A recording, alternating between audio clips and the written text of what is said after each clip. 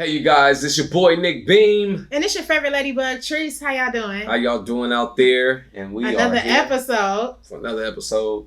Leveling up. Leveling up. Hello, somebody. How y'all doing? So we back. We back. We've been dealing with a lot of different topics, man. Yeah, and we talked about a lot of stuff. a lot of things have been like on the table, like yeah. you know. Yeah, we've been moving to a serious. And we've been dealing beat. with everything that's off the top, and right. And it's all been really, I want to really good. like switch up the little rhythm a little We bit. switch it up. Can we get That's a what little we do. Sometimes sway? we do. We switch it up right in the middle. Boom, boom, But boom. we good. It's always however good. the flow works. It's where the we're getting good. is always So, good. And what it you just got in gets mind? better. What you got? What do I have in mind? What you Flick got? my fro.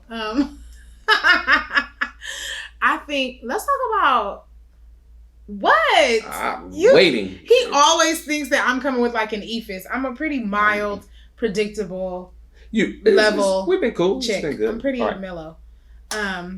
What we going with? Let's talk about music. I want to talk about music and Music. culture. Does music Culture. keep, create, or kill the culture? Let's talk about that. Ooh. Music is a keeper for me. It's a keeper? You think it keeps the culture going? It's like a drive.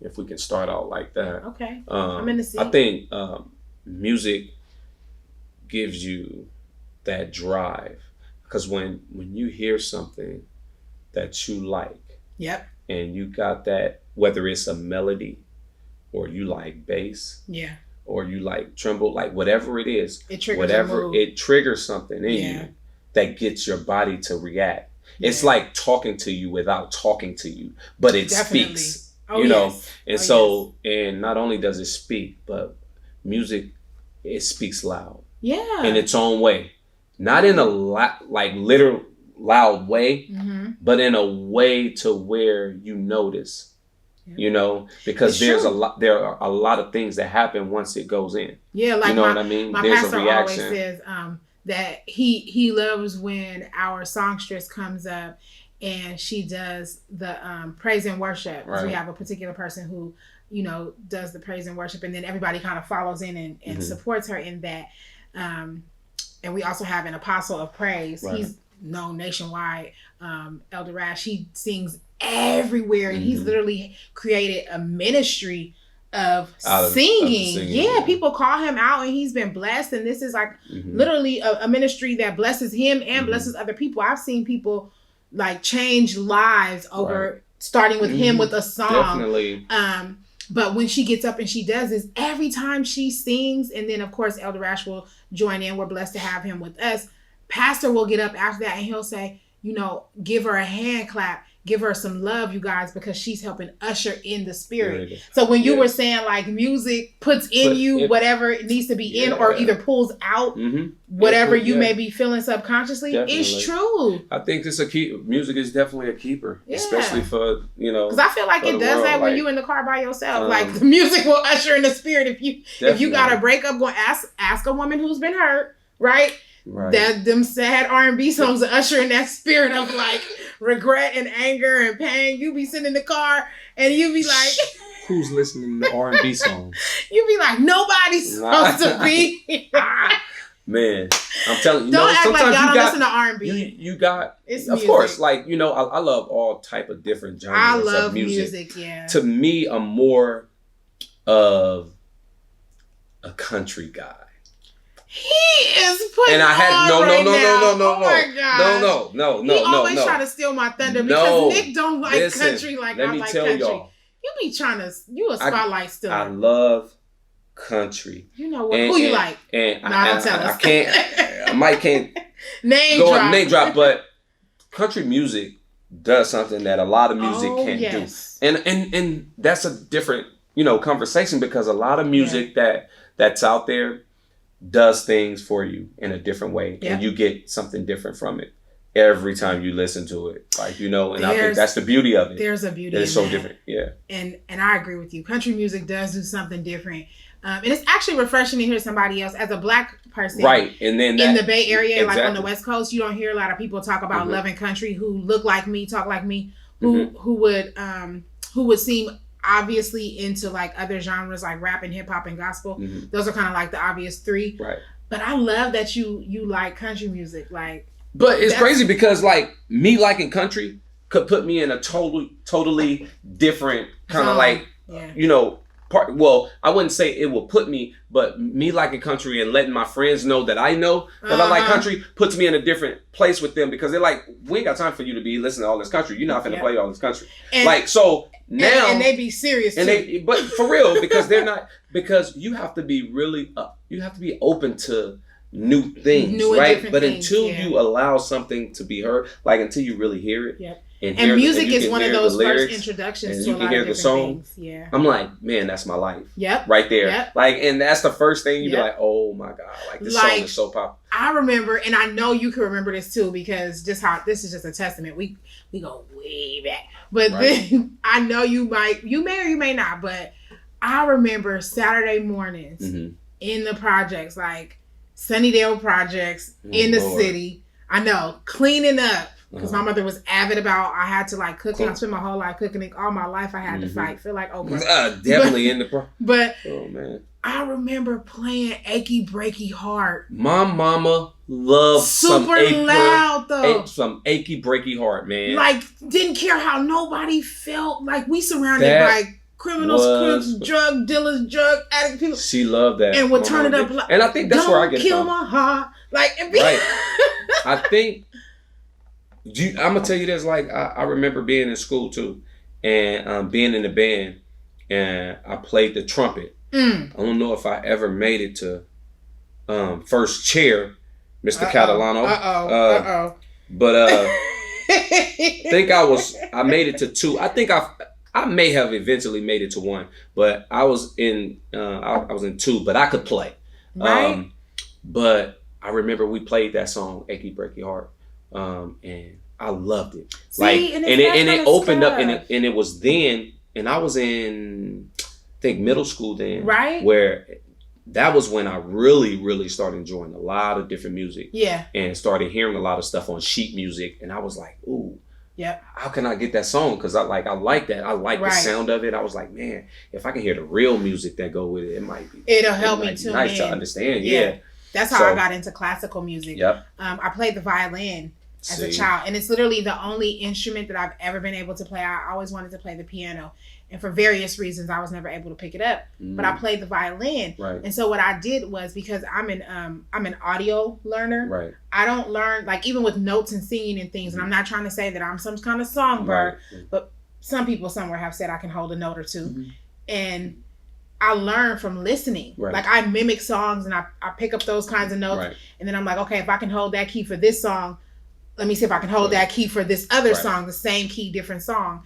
And that's how I learned to play the violin, was by listening to music to different genres that use the violin, or to listening to classics. So and there you go. Like, music can do so much for you, like, in your life, period. Well, it does. Yeah, it does, period. It's in everything. It's everything you do. When you a kid, what are we talking? Because songs, yeah. Right? So Christmas songs. There you go. Like, you know, and Christmas is popping, because you know you're going to hear some stuff on Christmas, because if somebody's going to sing Jingle Bells, this is going to be a problem. Like, literally. I'm just saying. Like, if I don't hear Jingle Bells today on 106, it's going to be a problem. What's the first song we learned as kids?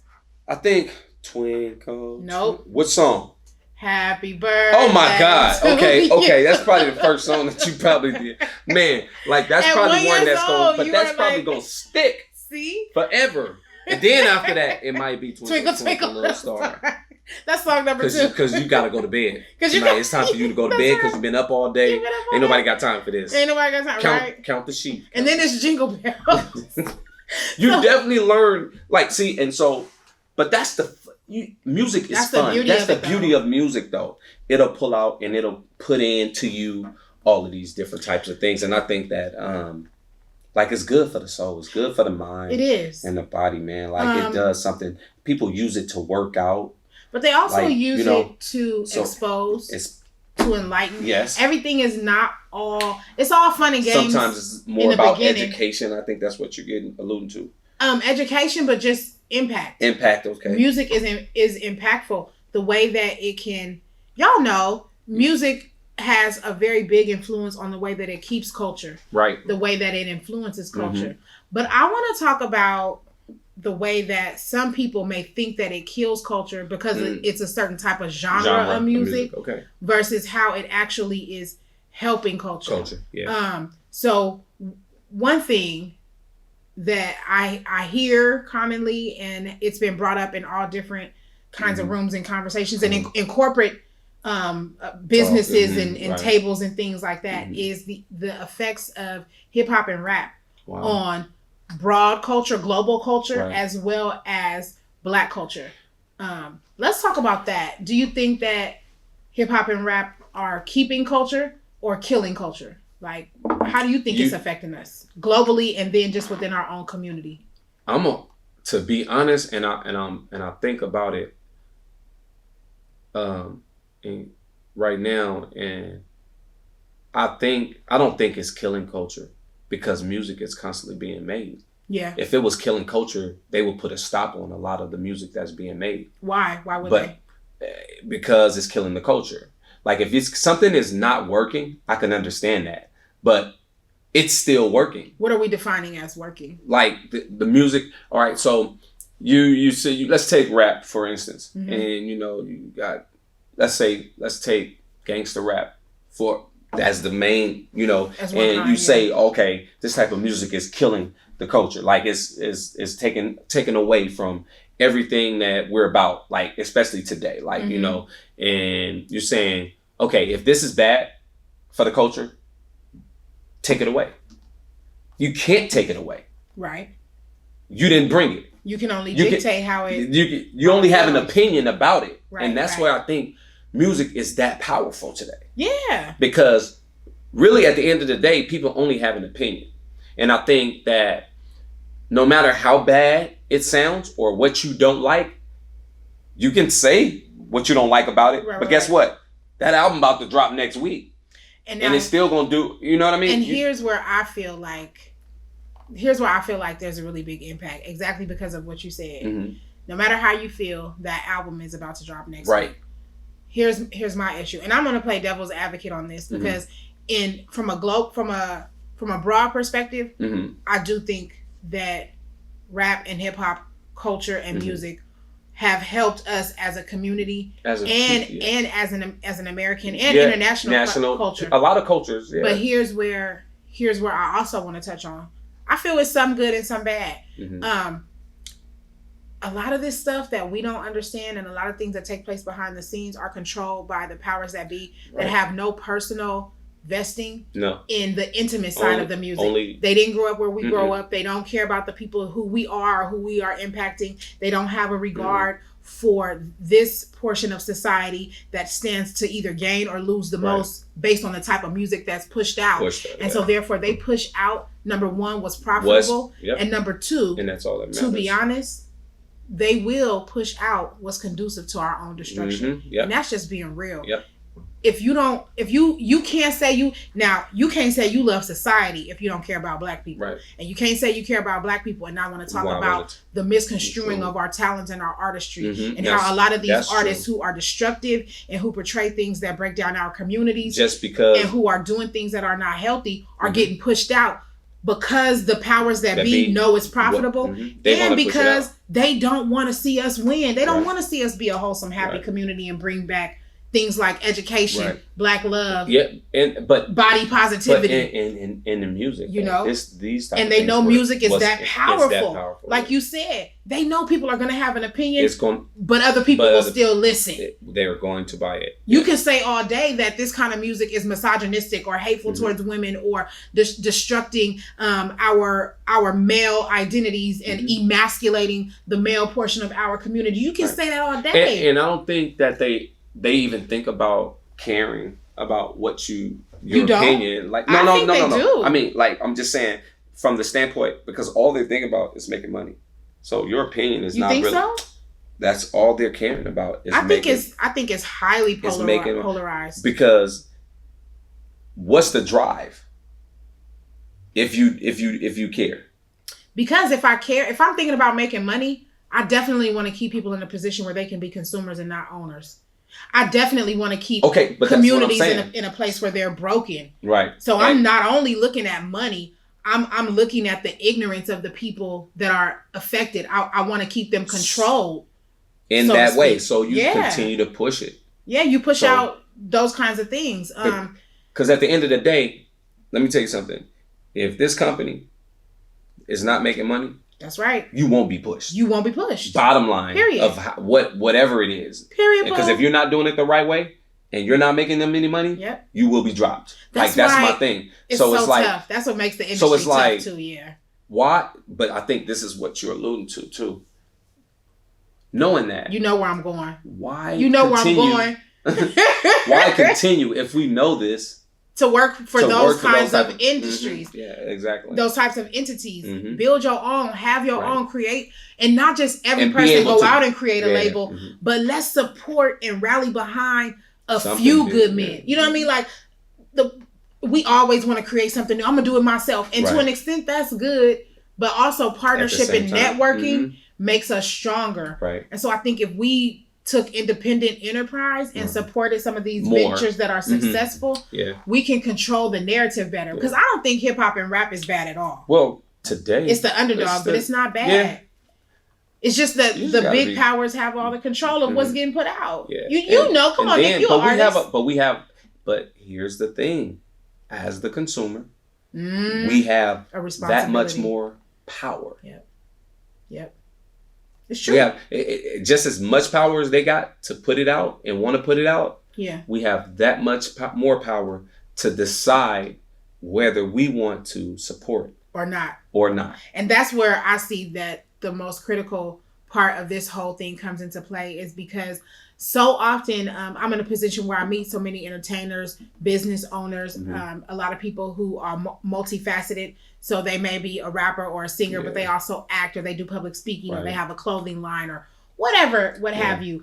They work with youth organizations, and a lot of it is the power of the people. And it's like pulling teeth. Behind the scenes, the conversations that I'm privy to, a lot of it is this disappointment and this lack of understanding as to like, what's the missing link? Like, what is it that we're not getting? You said you wanted this type of music. You said you wanted positive rap, and we got it. You said you wanted gospel rap, and now you got good rap your kids can listen to, and you ain't stream Beam. Hold on.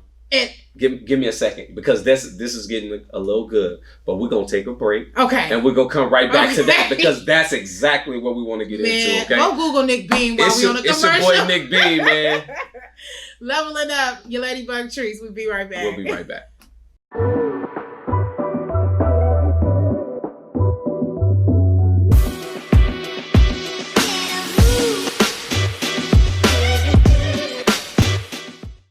Welcome back, everybody. Man. We just fresh off a commercial break. Right, when we're back. Leveling up, man. That's what we do. So we left off, we were talking about how we love to say we want to hear something good, positive, and the kids don't have good music. There's too much cussing in that music. And then what you go? You want, as soon as the wobbity, you playing it, but you don't know. Why you don't know? Beam is back. Beam, hello. It's out there. We're not supporting it. We're not supporting it. So literally, that's not what they're going to put out. Like, so we can make the music.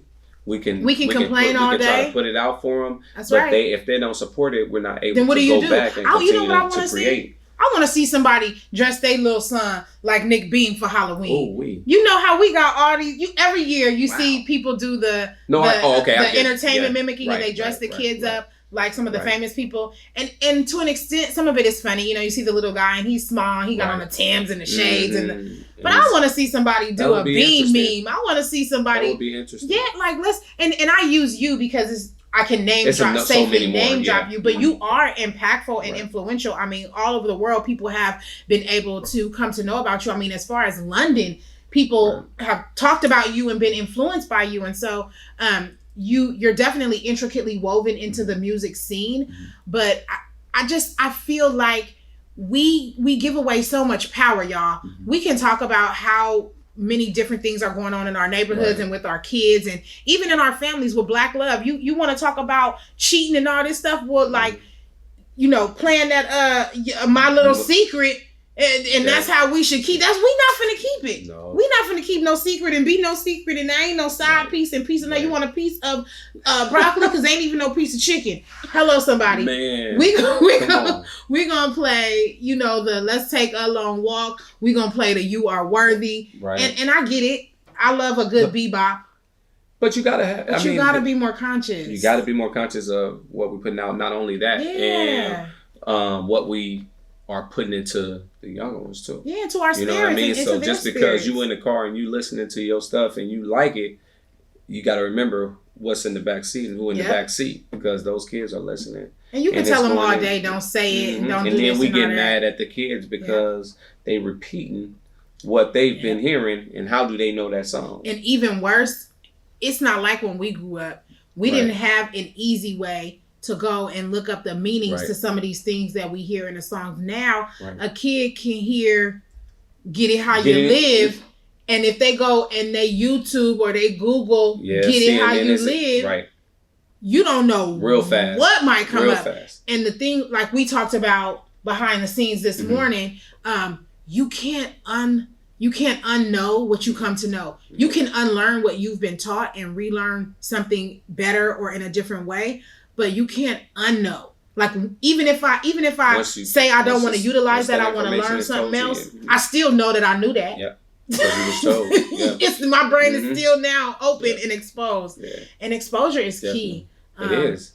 It's a dangerous thing, I think, and I think that the genres get a bad rap. We blame rap and hip hop for a lot of things that really the community is responsible for. Everything. That was you backing it up. Right. That was for everything. You know, that was you backing it up. You just all about the money. That's what's that was you. It was. That was you when you could have been,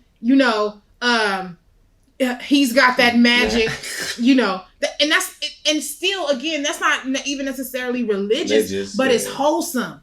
I'm going to teach my daughter about being able to enjoy a man opening a door for her. I want to play music where I can see a woman in a video who is fully clothed, not just women who, twerk and, scantily clad and things like that. So that now I'm teaching my daughter that she's not pretty if she's covered. And that's what's happening too. And a lot of music is raising children. It's raising these kids. Yeah. And so... then you be mad when you got a little D being a robber. Yeah, you raising?